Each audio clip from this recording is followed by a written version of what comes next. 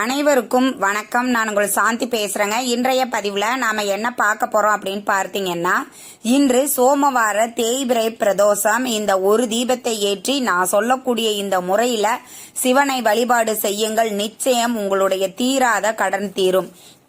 இந்த சிவனை எப்படி வழிபாடு செய்யணும், தீபம் என்ன ஏத்தணும் அப்படிங்கறத பத்தி இந்த பதிவுல நாம தெளிவாக பார்க்கலாம்.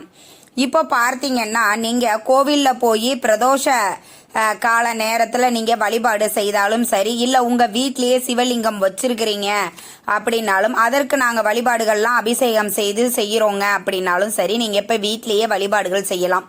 இது இரண்டுமே இல்லை, எங்களுக்கு சிவன் குடும்பமாக இருக்கக்கூடிய படங்கள் மட்டும்தான் வச்சிருக்கிறோம், நாங்க படத்திற்கு இந்த பூஜைகள் செய்யலாமா அப்படின்னு கேட்டீங்கன்னா தாராளமாக செய்யலாம்.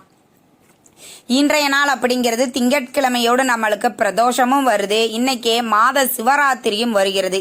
இது எல்லாமே சிவனுக்கு உகந்த நாட்கள், உகந்த வழிபாட்டுக்குரிய விசேஷமான நாட்களும் கூட. அதனால இந்த நாட்கள்ல நாம சிவனை வழிபாடு செய்வது மிக மிக அற்புதமான பலனை தரக்கூடியது. மகாலய பட்சத்துல வரக்கூடிய அனைத்து திதிகளும் நட்சத்திரங்களும் மிக மிக பலனளிக்கக்கூடியதாகவே நம்மளுக்கு அமைந்திருக்குது. சரி, இந்த நாள்ல சிவனை நாம எப்படி வழிபாடு செய்யணும், குறிப்பாக சிவனுக்கு நாம செய்யக்கூடிய ஒரு சிறப்பான வழிபாடுகளையும் இந்த பதிவுல நம்ம பார்க்க போறோம். அதனால வீடியோவை எங்கேயுமே ஸ்கிப் பண்ணாம பாருங்க. அப்பதான் நான் சொல்லக்கூடிய எந்த ஒரு சின்ன தகவலையுமே நீங்க மிஸ் பண்ணாம தெரிஞ்சுக்க முடியும். இப்போ பார்த்தீங்கன்னா, நம்மளுக்கு மாலை 4:30 மணியில் இருந்து 6 மணி வரைக்கும் இருக்கக்கூடிய காலம் பிரதோஷ காலம் அப்படின்னு சொல்லுவாங்க. இந்த நேரத்துல நாம சிவனை வழிபாடு செய்து நந்தியின் 2 கொம்புகளுக்கு இடையில் நாம சிவனை தரிசிக்க வேண்டும். இந்த பிரதோஷ நாள்ல மட்டும் நாம சிவனை இப்படி வழிபாடு செய்யும் பொழுது நிச்சயம் சிவபெருமானினுடைய அருள் நம்மளுக்கு பரிபூரணமாக கிடைக்கும். நாங்க கோவிலுக்கெல்லாம் போகலாமா, வீட்டில தான் இருக்கிறோம், வீட்லயே நாங்க பூஜை அறையில வழிபாடுகள் செய்யறோம் அப்படின்னா, இப்ப நான் சொல்லக்கூடிய முறையில வழிபாடு செய்யுங்கள். நீங்க சிவபெருமானுடைய படம் வச்சிருக்கிறீங்கன்னா சுத்தம் பண்ணிட்டு மஞ்சள் குங்குமம் வச்சுக்கோங்க. வச்சுட்டு அதற்கப்புறமாக பார்த்தீங்க அப்படின்னா, அவர்களுக்கு நாம கண்டிப்பா சாத்தக்கூடிய பூக்கள் என்ன அப்படின்னா தும்பை பூ. இந்த தும்பை பூ பார்த்தீங்கன்னா ஊசி ஊசியா இருக்கும் இலைகள். நீங்க சர்ச் பண்ணி பார்த்தீங்கன்னாலே உங்களுக்கு கிடைச்சி விடும். ரொம்ப சிட்டியில இருக்கிறோம், எங்களுக்கு தும்பை பூவெல்லாம் கிடைக்காது அப்படிங்கிறவங்க வில்வ இலை கொண்டு நீங்க தாராளமாக அர்ச்சனை செய்யலாம். வில்வ இலை தீபம் இன்றைய நாள் ஏத்துவது அப்படிங்கிறது மிக மிக சிறப்பானது. இந்த வில்வ இலை தீபம் நாம எப்படி ஏத்தணும், ஒரு பூஜைக்கு உண்டான தட்டி எடுத்துட்டு அதுல மஞ்சள் குங்குமம் வச்சுட்டு அதற்கு மேல வில்வ இலைகளை பரப்பி வச்சுட்டு அதற்கு நடுவுல பார்த்தீங்கன்னா ஒரு அகல் விளக்கு வச்சு நல்லெண்ணெய் ஊற்றி பஞ்சுத்திரி போட்டு தீபம் ஏற்றுங்கள். இது வில்வ இலை தீபம். இந்த இலை தீபத்தை நீங்க ஏத்தி வச்சுட்டு தும்பைப்பூ கிடைத்தால் அதையும் நீங்க சாத்திக்கோங்க. அதே மாதிரி தும்பப்பூ நிறைய கிடைக்குது அப்படின்னா அது 1-2 பூக்களை சேர்த்து இந்த வில்வ இலைகளால் ஓம் நமச்சிவாயா ஓம் நமச்சிவாயான்னு சொல்லி 108 முறை அர்ச்சனை செய்வது மிக மிக சிறப்பான பலனை உங்களுக்கு அளிக்கும். தீப தூப ஆராதனை எல்லாம் காட்டிட்டு நீங்க சிவபெருமானை மனதார பிரார்த்தனை பண்ணிக்கலாம். நெய்வேத்தியமாக பார்த்தீங்கன்னா காப்பரிசி நீங்க ரெடி பண்ணி அதையும் நீங்க வச்சுக்கலாம். இல்லைன்னா கலவை சாதங்கள், எலும்புச்சம்பள சாதம், புளி சாதம், இது மாதிரி ஏதாவது செஞ்சு நீங்க அதை நெய்வேத்தியமாக வச்சுட்டு உங்க வீட்டிற்கு அருகில் இருக்கிறவங்களுக்கு கொடுத்துட்டு நீங்களும் அதை உணவாக எடுத்துக்கொள்ளலாம்.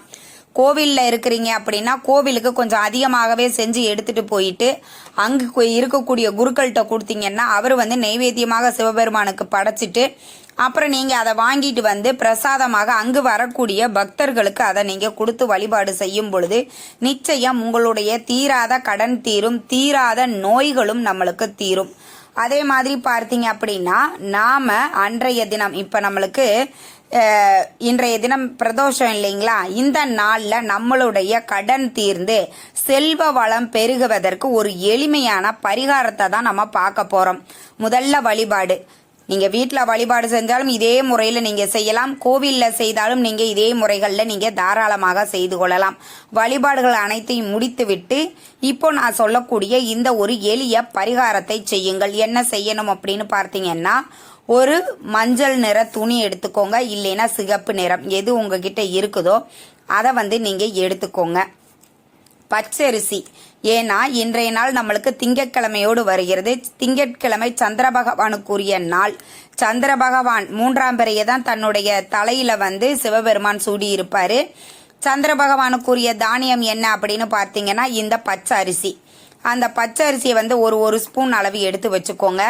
தும்பை பூ கிடைத்தால் வச்சுக்கோங்க, கிடைக்கல அப்படின்னா மல்லிகை பூ, முல்லைப்பூ இதில் ஏதாவது இருக்குது அப்படின்னா அதை நீங்கள் வச்சுக்கோங்க. வில்வ இலைகள் கொஞ்சம் வச்சுக்கோங்க.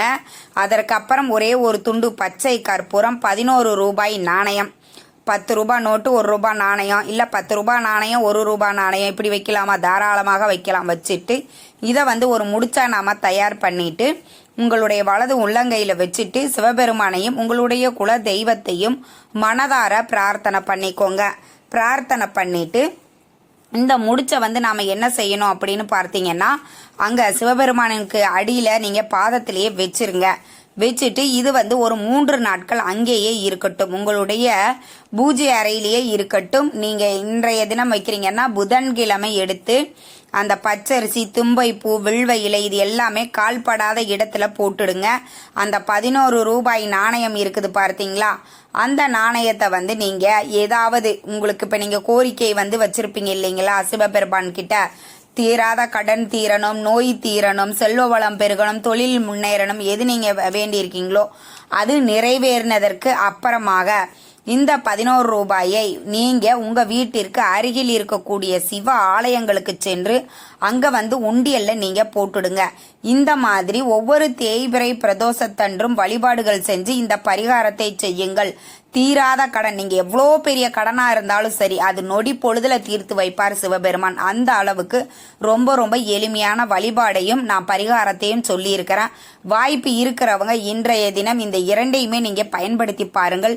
மிகப்பெரிய ஒரு மாற்றம் உங்க வாழ்க்கையில ஏற்படுத்தும். நிறைய பேர் நம்ம வாழ்க்கையில் இந்த கடனால தான் நிறைய அவஸ்தைப்பட்டுட்டு கஷ்டப்பட்டுக்கிட்டு இருக்கிறோம். அப்படி அந்த கடன் முழுவதும் நம்மளுக்கு அடைவதற்கு இப்படி ஒரு சிறப்பான நாட்கள் வரும் பொழுது அந்த நாட்களில் நாம் செய்யக்கூடிய வழிபாடுகள், பரிகாரங்கள் அனைத்திற்குமே நம்மளுக்கு அதிகப்படியான பலன்கள் கிடைக்கும். 2 மடங்கு நம்ம சாதாரண நாட்களில் வழிபாடு செய்யும் பொழுது நம்மளுக்கு கிடைக்கக்கூடிய பலன்களை விட இது மாதிரி அபூர்வமாக சேர்க்கக்கூடிய அந்த நாட்களில் நாம் வழிபாடு செய்யக்கூடிய பலன்கள் 2 மடங்காக நம்மளுக்கு கிடைக்கும். அதனால தான் ஒவ்வொரு சிறப்பான நாட்களுக்கும் நான் வழிபாடுகளும் பரிகாரங்களும் உங்களுக்கு ஒவ்வொரு பதிவுலையுமே நான் கொடுத்துக்கிட்டு வரேன். இந்த ஒரு எளிய பரிகாரத்தை செய்யுங்கள். நிச்சயம் உங்களுடைய கோடி கோடி கடனையும் சிவபெருமான் அடைத்து விடுவார். அந்த அளவுக்கு ரொம்ப எளிமையான ஒரு பரிகாரத்தை தான் சொல்றேன். இது எல்லாரும் செய்து பயன்பெறுங்கள். இந்த தகவல் உங்களுக்கு ரொம்பவுமே பயனுள்ளதாக இருந்திருக்கும் நினைக்கிறேன். வீடியோ பிடிச்சிருந்தா லைக் பண்ணுங்க, ஷேர் பண்ணுங்க, கமெண்ட் பண்ணுங்க. இந்த பதிவை உங்களுடைய உற்றார் உறவினர்கள் நண்பர்களுக்கும் ஷேர் பண்ணுங்க. அவங்களும் பார்த்து பயன்பெறட்டும். நன்றி, வணக்கம்.